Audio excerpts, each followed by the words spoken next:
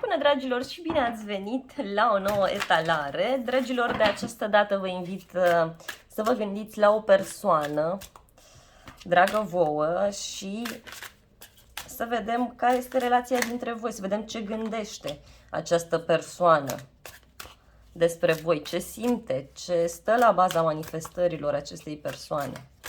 Să vedem ce gândiți unul despre celălalt, ce simțiți unul față de celălalt, care este situația fiecăruia în general vorbind. Wow!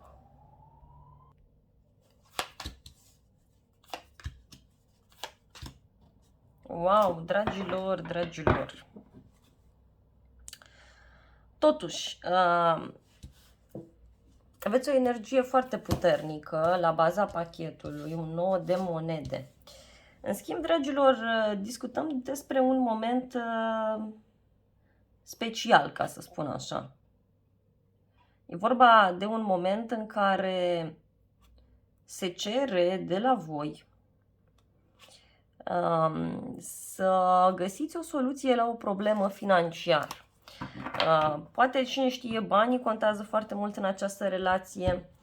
Pentru alții văd că poate să fie vorba de o relație în care emoțiile, în care sentimentele nu prea mai există, în care e posibil să fie o relație bazată mai mult așa pe vorbe. E ca și cum totul s-a cam destrămat aici, adică nu prea mai este nimic de reparat, nu prea mai este nimic de studiat, de învățat.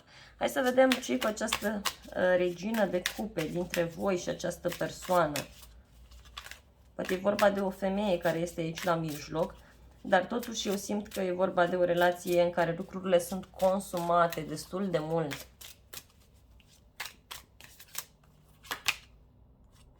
Da, aici văd că anumite elemente s-au distrus, poate încrederea s-a distrus, relația în sine, banii poate chiar au afectat destul de mult relația aceasta. Turnul, da, aici a existat o ruptură în această relație sau în momentul de față sunteți despărțiți unii dintre voi și atât voi cât și cealaltă persoană aveți tendința să vă concentrați doar spre ceea ce nu este plăcut, doar spre ceea ce nu este frumos.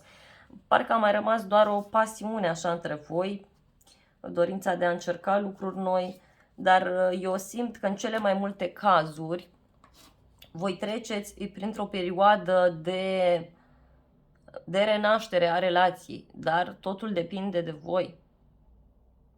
Aici văd că voi plecați în relație, voi posibil să fi pus punct sau voi să fiți cei care vreți puneți punct la toată această poveste. Și nu m-ar mira deloc acest aspect. Sunteți provocați, dar nu într-un sens plăcut și sfatul este să încercați să nu vă mai uitați spre trecut, dragilor, pentru că riscați să nu vedeți ce vine către voi. Vine o ofertă către voi, ia uitați, pentru doamne și domnișoare, vine un rege de bâte și aveți un cavaler de cupe. Posibil să fiți ușor indecise unele dintre voi, iar pentru bărbați e ca și cum v-ați supărat pentru că ori ați aflat că ați fost înșelați, ori pur și simplu vă dați seama că e momentul să vă mai gândiți puțin și la inima voastră. Parcă ați vrea să vă mai întoarceți la această persoană, să-i mai spuneți câte ceva, să mai clarificați lucrurile. Cineva care vine către voi, vă face o ofertă, vă propune ceva, iar dumneavoastră aici văd că vă simțiți neapreciată, da? Vă simțiți neapreciată pentru că e cineva care pur și simplu stă și nu privește lucrurile într-un mod corect, adică nu sunteți studiată într-un mod corect, nu sunteți apreciată sau nu sunteți apreciat dacă sunteți bărbat.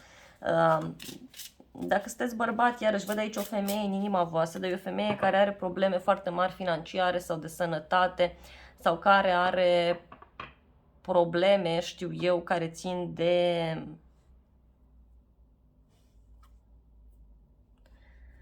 nu știu, ori să aibă o problemă, o problemă de greutate sau ceva de genul acesta, sau o persoană care bea foarte mult, mănâncă foarte mult. Iarăși, dacă sunteți femei, încercați să fiți puțin mai atente, încercați să vă îngrijiți mai mult, încercați să aveți mult mai multă grijă de aspectul vostru fizic, pentru că această regină de monede este întoarsă aici, da? Nu este dreaptă și atunci nu este ceva de bun augur, cum s-ar spune. Încercați să aveți mai multă grijă de voi, pentru că aveți tendința să nu vă apreciați, să vă neglijați. Da? Pentru unii, da, poate să fie vorba de un trio amoros, eu nu spun nu, dar totuși văd că mai aveți ceva de așteptat, parcă trebuie să vă revedeți cu această persoană într-un drum scurt undeva. La baza manifestărilor voastre aveți 10 de monede întors, la fel, deci probabil aveți niște probleme în familie voi. Sau aveți un blocaj pe zona aceasta a familiei, a casei, care este provocat de către cealaltă persoană, pentru că acest personaj pur și simplu este într-un blocaj. Se află într-o perioadă în care nu prea știe pe ce planetă se află. Și ia să vedem, dragilor, da? E bine să vă apreciați puțin, să aveți puțin grijă de voi, să înțelegeți puterea pe care o aveți, pentru că cei mai mulți dintre voi văd că aveți o putere absolut fantastică. Și parcă voi sunteți stâlpul casei, deci totul depinde de voi. Posibil să aveți o imagine diferită asupra familiei, asupra situației în general, de casă, de a îngriji, dar e un moment în care voi aveți de luat o decizie importantă. Voi sunteți împărații, indiferent că sunteți femei sau că sunteți bărbați. Aici, în exterior, vă spuneam eu de o persoană blocată, da? Această persoană are niște probleme foarte mari. Poate fi, știu eu, și într-un moment în care pur și simplu privește lucrurile dintr-o altă perspectivă. Poate să fie vorba de o persoană care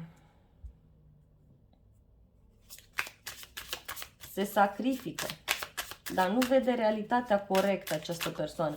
Din acest motiv nici nu acționează într-un mod corect, într-un mod ok. Ia să vedem despre ce este vorba. Bun, e o persoană care momentan e legată de mâini și de picioare, nu prea poate să acționeze, nici nu prea văd să vrea să o facă. În schimb, momentan stă pe gânduri. Ia să vedem la ce se gândește. Da? E într-o perioadă de pauză, de la muncă, de activități, în general vorbind. Sărit prea multe cărți. Da, are niște probleme în familie. Aici cred că e o relație de trio sau ceva pentru unii dintre voi și trebuie să renunțe această persoană. Sau are o femeie aici care trebuie să renunțe la un copil, la niște bani, ceva anume. Ia să mai vedem. Încă o carte vreau.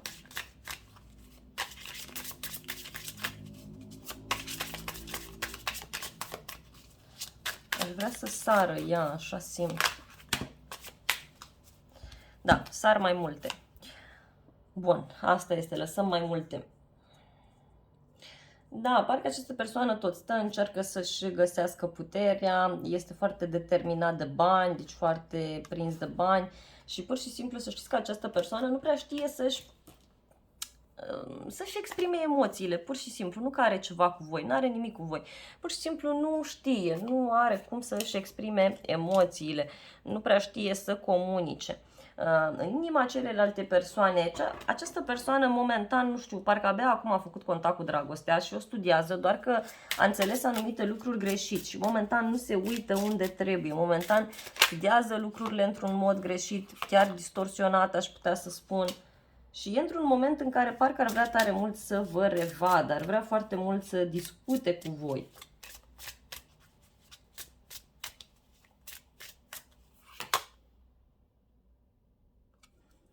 Este o persoană așa ușor încăpățânată, care foarte greu își deschide sufletul, care foarte greu vorbește. E o persoană care mai mult stă, analizează și din acest motiv posibil să fi pierdut foarte multe în viață și în continuare o să piardă. Pentru că aici această persoană și-ar dori ceva nou împreună cu voi, mai ales dacă sunteți o femeie mai tânără, văd aici ceva ce ține de acte, de o căsătorie, de o familie, însă pur și simplu vede lucrurile ușor distorsionat, nu știu cum să vă explic. Hai să vedem ce gândește cealaltă persoană. Are asul de bâte întors, da? Deci, iarăși, ceva mai puțin pozitiv. Adică acestei persoane pur și simplu îi vin multe idei, dar se sting la fel de repede. Pentru că pur și simplu nu le pune în aplicare. Adică pe tot ce pune mâna parcă se ofilește. Pentru că nu acționează așa cum trebuie, după cum spuneam. Se află într-o perioadă de blocaj, e adevărat, dar în care trebuie să învețe să trăiască altfel. Pentru că dacă nu învață să trăiască altfel, o să fie vai și amar de el sau de ea. Ia uitați câtă apăsare are această persoană, se află într-un blocaj mental în ceea ce vă privește. Wow, și eu tind să cred că se simte inferior sau inferioară dumneavoastră. Este o persoană cu foarte mult potențial, să știți, adică dacă ar descătușa acest potențial, ar fi super, relația voastră ar merge la un alt nivel. Poate e cineva care trebuie să se mai apropie puțin de divinitate, trebuie să mai vadă lucrurile într-un mod diferit. E o persoană care trebuie să gândească lucrurile în perspectivă, nu doar așa pe un termen mai scurt și ne este teamă. Mai vreau o carte.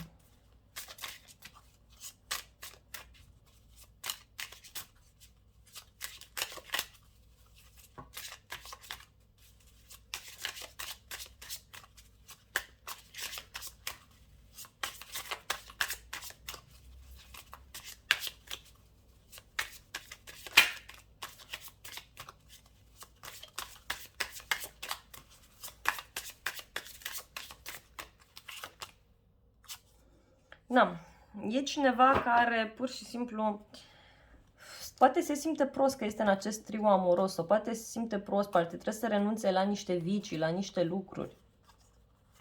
Da? Trebuie să-și vindece niște probleme, iarăși, această persoană. Și pur și simplu se gândește la faptul că este teamă să vă spună, este teamă să acționeze, cu toate că posibil, știu eu, că această persoană să vadă lucrurile ușor distorsionat, să acționeze față de voi, dar pur și simplu nu prea își dă seama ce face. E ca și cum ar fi condus sau condusă de niște forțe așa mai ascunse, mai oculte, cum s-ar spune. Bun, dragilor, aceasta a fost citirea până acum. Vreau să extrag și câte o carte oracol, una pentru voi, una pentru cealaltă persoană și una pentru relația voastră. Să vedem sfatul. Cartea voastră, cartea celelalte persoane, relația voastră. Mesajul general este să fiți atenți la detalii și să vă curățați puțin mintea. Da? Asta v-ar ajuta foarte mult, în special în relația voastră. Mesajul este detoxifiere, adică întâlniți-vă cumva, stați de vorbă, la un ceai, la o cafea și încercați să discutați lucrurile așa pe față pentru a detoxifia relația, pentru că aici sunt multe lucruri toxice, adică multe lucruri neștiute, multe secrete, multe lucruri nespuse. Iar pentru voi mesajul este să mergeți și să acționați, adică să dați să dați o nouă șansă acestei relații, dacă vreți. Pentru cealaltă persoană, exact ce spuneam, îi se spune să facă acțiuni inspirate, adică să mai gândească puțin lucrurile. Această persoană are nevoie de voi și poate ar trebui să nu-l lăsați sau să nu o lăsați. Să încercați să ajutați această persoană, măcar așa, uman vorbind. Bun, dragilor, aceasta a fost citirea voastră pentru relația la care voi vă gândiți. Eu vă mulțumesc frumos pentru vizionare, vă iubesc, vă îmbrățișez cu drag pe toți, să aveți parte de o zi sau de o seară binecuvântată și să ne revedem cu bine și la alte citiri.